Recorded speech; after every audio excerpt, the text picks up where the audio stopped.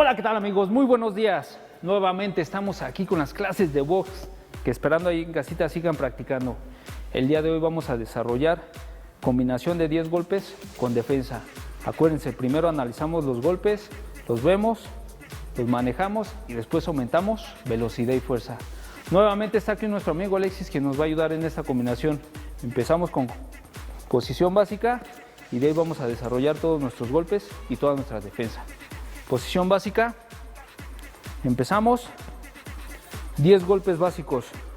Empezamos con 4 rectos, gancho, cruzado, gancho abajo, gancho arriba, cruzado. Nuevamente 4 rectos normales, 1, 2, 3, 4, gancho, cruzado, gancho abajo, gancho arriba, cruzado y gancho. Defiendo en automático otra vez, bloqueo abajo, bloqueo arriba, flexiono, 1, 2, 3. Nuevamente un poquito más despacio para que ya en casita lo analicen bien.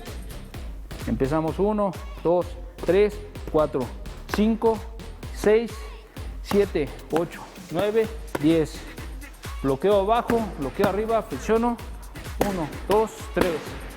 Quiebro la cintura de un lado y 2 movimientos. 1, 2. Con la guardia arriba, acuérdense, estos 2 movimientos en ningún momento vamos a desarmar la guardia. Empezamos 1, 2, 3, 4, 5, 6, 7, 8, 9, 10. Bloqueo con los antebrazos, bloqueo arriba, flexiono sin dejar de ver a mi oponente. 1, 2, 3.